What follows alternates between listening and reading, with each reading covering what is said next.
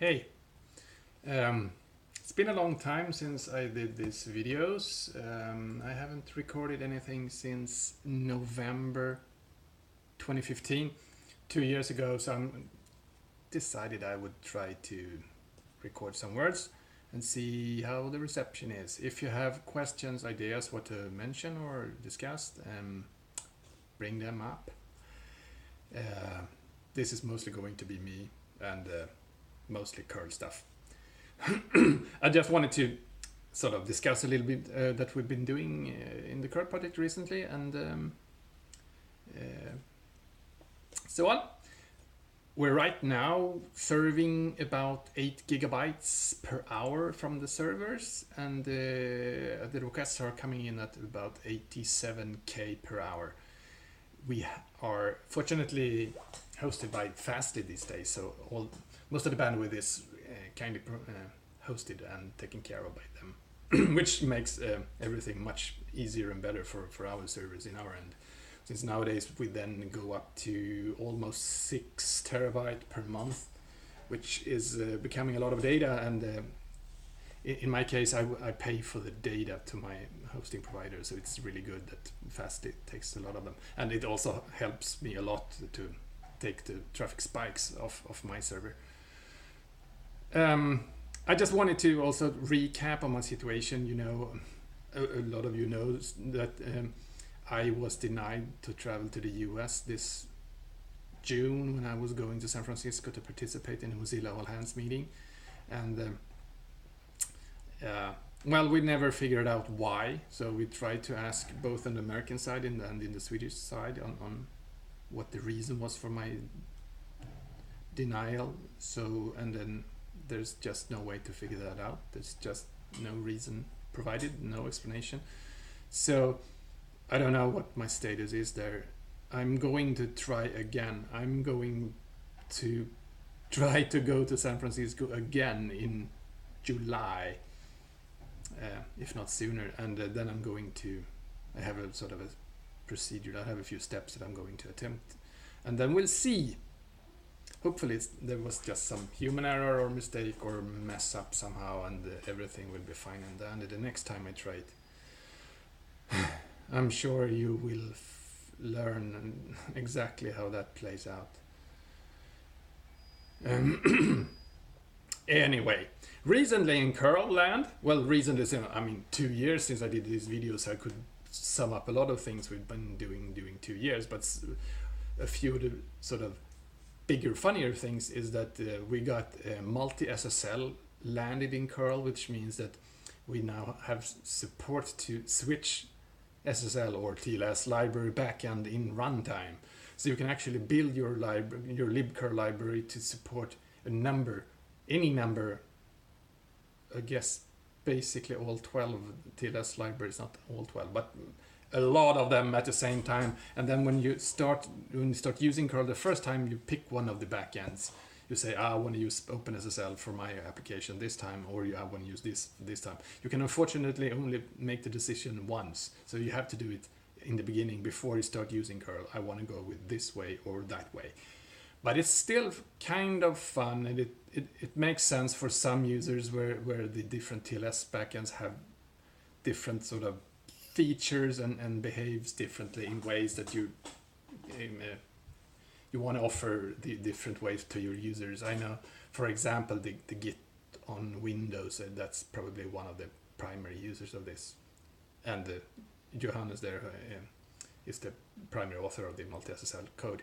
We also introduced a new API for mime, which basically is used for the regular multi-part upload, HTTP multi-part upload when you do form-based things. Usually when you do uploads, for example, over HTTP, you use those form-based uploads things, and it is actually a mime kind of data that you send over the wire, and now curl has a new API for that.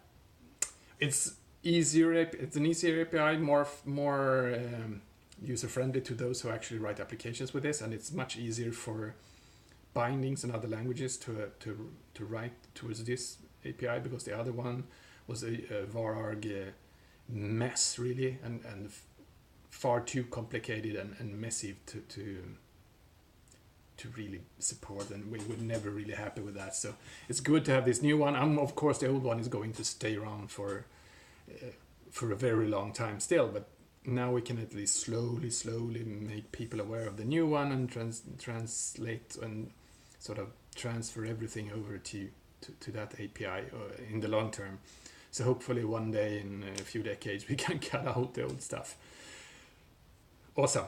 There's also some fun work being done with the SSLKEYLOGFILE environment variable in uppercase. SSLKEYLOGFILE in one word, uppercase. That's the environment variable you can set to a file name when you start Chrome or Firefox, and then it'll store TLS details, private details in that file, which you can use to then, like if you want to Wireshark a TLS connection, you can actually tell Wireshark to use that file, and you tell the browser to use that file, and they will cooperate on revealing internal key details, well, about the key, so that Wireshark can actually decrypt the TLS, which is good for debugging the connections and data sent over TLS, which otherwise is private and you can't really analyze it with Wireshark. And the point here is that we want to make sure that curl soon eventually supports this as well, so you can use Wireshark in the same way to analyze TLS connections that you can analyze Firefox and Chrome connections. It's not enabled by default yet, but there's an embryo there, so I hope we'll continue that. It'll be good for users. Recently we've also bumped up our Travis CI use quite a lot. So Travis CI, if you've been living under a rock for a few years, is a fancy service to run CI tests, basically trigger builds on each commit or pull request on GitHub. So when you submit a pull request on GitHub, it'll trigger builds on Travis CI, and it'll do a lot of builds and tests and everything, and it'll pop up a green checkbox in GitHub if the pull request turned out fine, and a red cross if any test failed. If any test failed. And we've been adding builds there now, so we're up to, I believe, 18, 19 tests, and we test a lot of different configurations. We test on both Linux and Mac OS on Travis, and we have and we're extending the test suite, and we're doing a bit of a fuzzing there. We're running checksrc, our script for checking code style and everything. So we're bumping up our game there. So now it's getting, which makes that we test everything much more before we land it into master, which makes the master branch more stable and better. Because I mean, we also have the previous system that we have, which auto builds, which is a bunch of volunteers running systems that sort of update from Git, test everything, and submit the results. But they do that around the clock all the time. But that runs on master, so we have now sort of with testing more with Travis, we test more and make more things correct before we merge it into master. And also then I mentioned checksrc, which is the script we have in our repository that verifies basic code style in the our C code. It's a stupid Perl script, but we've slowly sort of tightened the screws on that, so now it verifies more code style issues like white space between equals or operators and a lot of things. So nowadays it's really hard to submit code as a pull request or in a commit that checksrc won't complain on if it violates the code standard, which I think is a fairly nice thing, because as a reviewer I rarely have to point out code style mistakes these days, because the tool points it out. And then you as a keen user will say, why don't you just run Clang format or indent on the code and have it do the code style that way? But I wish we could. We have struggled a bit on and off through the years. I did another attempt just a few months ago, but Clang format just can't format our code the way we want it. there are some details. I have a wiki page for our, which is almost our style with client format options that you can use if you want to. But still, so we're not there. So, but checksrc, I think it's pretty good, and it helps us get code into this tree that looks the same as the other code that is in the tree, and I think that helps. It helps us get conformity and consistency, and that makes the code easier to read, and that easier code reading means less problems, less bugs, and less security problems. And something else we did recently in recent years, I think a year ago or so, maybe, we switched out the previous headers in when you install libcurl, the library, and you install headers for it. Usually you do that with some sort of dev package, or if you install from source. So we install headers in your system, and previously we generated those headers with details of your local system, which was less than ideal, because then we would get tainted by local specifics like size of the long variable, or if you have a long variable in your compiler and stuff like that, that really was for your specific platform. And so when you installed those headers and you wanted to reuse those headers on another platform, you would get into some annoying conflicts, because maybe you would use a 32-bit system and a 64-bit system using the same set of headers, and that would be a problem. Now we don't have that problem anymore, because we replaced the old ones with the new ones called curl/system.h. We had some initial problems and sort of friction when we landed that and shipped that for real, but I think we've smoothened out all those wrinkles now, and things looks really good there. So now you can share the curl headers between any platforms, really. They're read-only now, and we never generate them. So that's really good. In the GitHub repository, we introduced the new, it's sort of a standard tag that GitHub supports. It's called help-wanted. So I think there are some features on GitHub that you can actually search for projects with that tag on issues. If you're looking around for projects and issues that you want to help out with, there are now projects.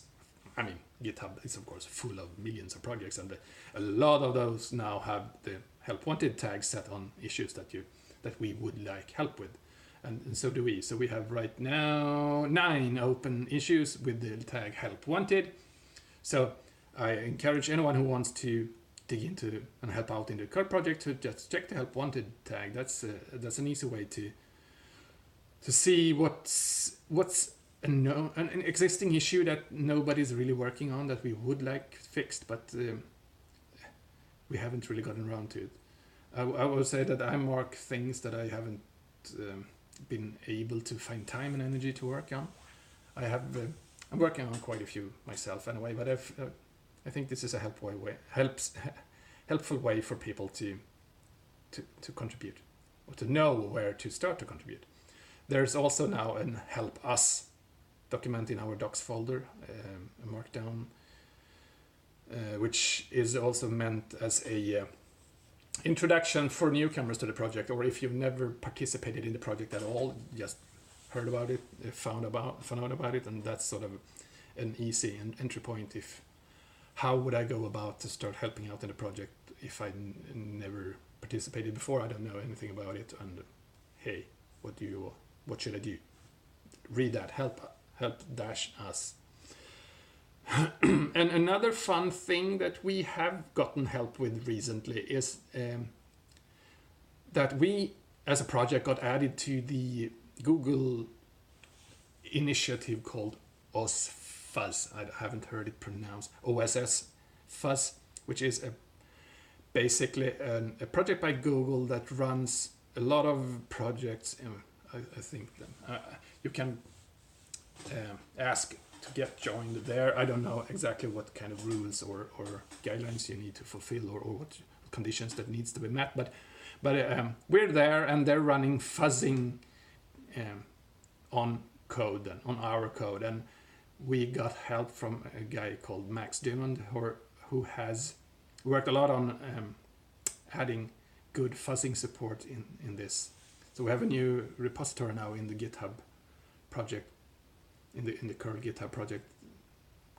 It's actually an organization at GitHub, and it's called Curl Fuzzer, which is it builds a lot of different tools and they add entry points for the fuzzing libraries that they are using, in particular then at oss-fuzz. So they're running fuzzing on curl nonstop, and sort of add a lot of junk into a lot of different APIs and options into curl to see that we never misbehave in terms of undefined behaviors or memory leaks or memory out of bounds reads or writes and stuff. It has been very successful so far, and Max got a reward from Google for his excellent work on this. And oss-fuzz has now been credited, I think, for maybe 10 bugs in curl, and I think 2 or 3 of those or maybe more are security related. So it has certainly helped us fix a bunch of bugs, and I think there might be a few more, even if the rate has now slowed down, because I think we fixed all the low-hanging fruit, and now there might still be bugs, of course, but the rate of reporting from oss-fuzz has certainly slowed down, so we'll see how that goes. And it keeps on running and banging on our APIs, and it checks out from Git, so it keeps checking our latest things. So if we make mistakes, hopefully it'll help us detect them pretty swiftly. I also a while ago landed the little tool I called H2C, which is the then headers to curl, which is this little helper script on the curl site now that is basically, if you paste in an HTTP request in raw text, like, get slash HTTP slash 1.1 new line host colon blah blah blah long, and if you paste that into the text form on the site and you press submit, the script will convert that HTTP request into a curl command line that generates that request you pasted, which is a sort of I got not tired, but I got inspired by the amount of people, especially on the net somewhere or on Stack Overflow and so on, asking questions about how to write curl command lines that generate certain styles of HTTP requests. So I did this as a helper and as a shortcut from people. If you know exactly what kind of HTTP request you want, this is an excellent shortcut to just convert that HTTP request into curl command lines that you can generate easily. And I also then, actually, when I was in that progress, I also finally got a little bit fed up with two bugs in the in the browsers, Chrome and Firefox, they both have the copy as curl feature. Surely you know about that. When you use the dev tools in Chrome and Firefox, when you watch, you can enter these network tools, and you can load a page and you can see all the gets and responses for getting a page, and you can click on a particular request, and I see the headers that was generated for that request, and I can see the responses. And in there you can, I want to convert this particular get or post or whatever, the HTTP request into a curl request, and you can select, you click on that request, you right click on your mouse and you select copy as curl, and both Chrome and Firefox has that feature. They both have that feature. And when you copy as curl, it generates a command line, a curl command line in the clipboard, and you can paste it in a shell and you can run it, and it'll reproduce that exact same request, which is an excellent way to reproduce a request sort of automatically, or if you want to hammer your server that same way over and over. And I got annoyed on 2 particular bugs in Firefox's treatment of that, because I wasn't involved in making that feature in Firefox. I just know curl. So yeah, one of the bugs I landed immediately. The other one I haven't actually completed yet because it broke a few tests. So I need to fix the tests as well that are testing that the bad behavior. And anyway, That's a fun feature. For the upcoming week, next week we're releasing curl 7.57.0. As we do, we release stuff every 8 weeks, and this time it's not been 8 weeks since we did our previous release, because we made the previous release much earlier than we wanted due to security issues. So we released it earlier, so now it's only been, I don't know, 5 weeks, 6 weeks since the previous release. It doesn't matter, but we're shipping it on Wednesday. Always Wednesdays if we can. And it is curl release 171. We're doing a lot of bug fixes as usual. We've been doing, actually the last year alone, we've fixed over 700 bugs, making the total count at 4,100 bugs, I think, since I started counting, which was since 18 years ago.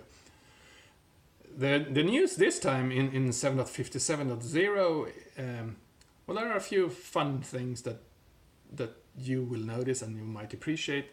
One of the more subtle ones is this RFC 7616. And do I need to say more? You know that, right? That's basically HTTP digest authentication, but done with SHA-256 instead of MD5. And you know, MD5 has been deprecated and deemed unsuitable for anything since a long time, and the digest authentication has been, or it uses that in the original RFC 2617 spec, and now it has been updated, but I don't think there are many servers doing 7616 authentication, but now curl does, so let's hope that it's gets the ball rolling at least, and then we'll see. We're also adding support for Brotli compression for HTTP and HTTPS. So and you know, Brotli is a new way that is way better than gzip or anything else for a lot of contents, and the popular browsers are supporting Brotli since a while back, so it is about time that we're supporting it too. Unfortunately, Brotli has a bit of a, I think what part of the reason now is why Brotli hasn't caught up more is, and I've touched this before, I believe I've made videos about it, that I made a library for Brotli to make it easier for applications to use Brotli and link with the library. And while the upstream Brotli project now makes a library when you build their code, and that's fine and dandy, but for example in Debian there's no package for just the Brotli library, so there's no lib-brotli dev package to install when you have. So I think there's a problem now if there are more Linux distributions like this, and I'm sure there is, they have a problem to package curl now with Brotli supported, because there's no dependency to depend on simply the little Brotli library. And I'm not sure, sure they can depend on the Brotli tool, but I don't even know if they install the library in the Brotli. So we provide Brotli support in curl, and I hope that the Brotli project and everyone else sort of shapes up. They sort of bring them to the game, so that everyone will have Brotli support in curl starting November 29. Right, and another little subtle detail in 7.57.0 is that we're now enabling support for sharing the connection cache between multiple curl instances. This is fairly complicated, but if you're using libcurl, libcurl is what we call thread safe, but you can't share handles between threads, because we don't typically use locks at all. So if you want to use libcurl multi-threaded, you do them in different threads, and if you just don't make them share anything, they can just run fine in 2 threads or 3 threads or 100 threads. That's fine, but that's not an ideal way to do things, because if you have many cores and you want to use many threads, you also want to do connection share, or rather we have a way to share things between those different handles in different threads or otherwise. And that's called, we have a share interface. You can create something. We share this between many curl instances, and we have supported sharing of like cookies and the DNS cache and a few other things, so that you could actually share cookies then multi-threaded.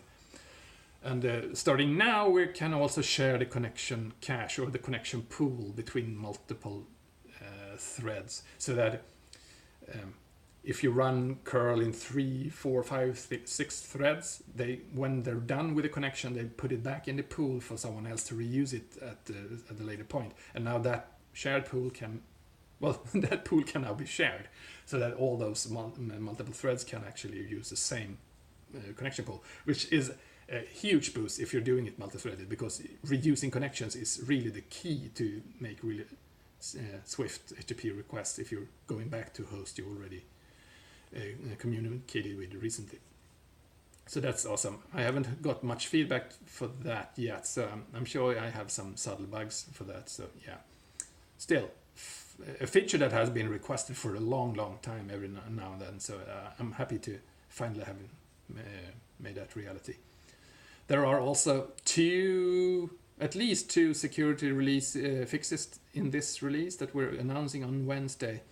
I have the CVE numbers and everything. I have everything sort of done. We have patches for them. They'll go out then.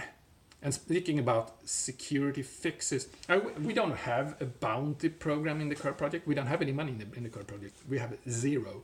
So we don't have any way to reward anyone with any monetary ways. I could offer you stickers. If you find any cool bug, I'll give you a sticker. But if you find a bug that is considered critical, which I think is a fairly high bar, I don't think anyone ever found a critical security bug in curl so far. Fingers crossed. So if you do, you can request a bounty from the Hackerone bounty programs.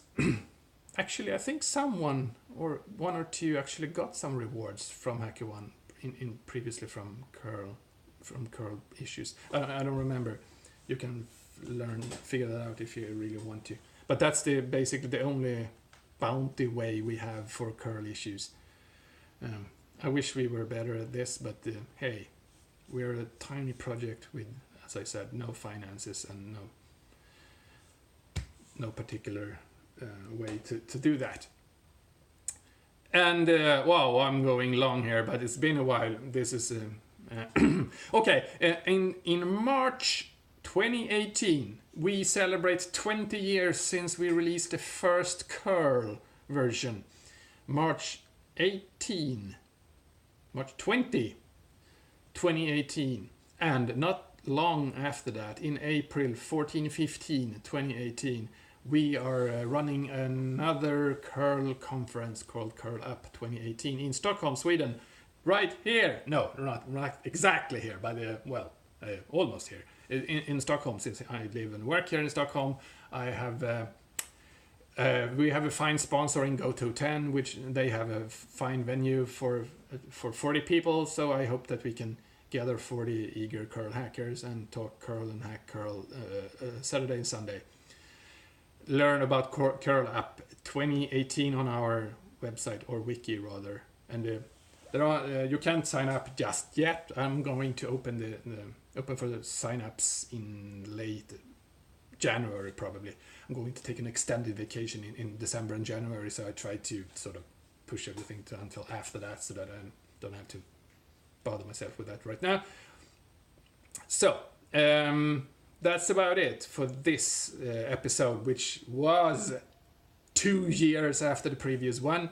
And do sort of bring me some feedback. Tell me what you want to hear more about and what you want to hear less about. And maybe the next one won't take 2 years until I record. And YouTube have stopped the ability to do all those funny captions I did previously on the video. So I guess that makes it less work for me to make these videos, because now I don't have to make any captions or anything on these videos because it's not possible anymore. So anyway, I'm going to stop now before I reach 30 minutes on this video. I hope someone got something out of this. See you later. Bye.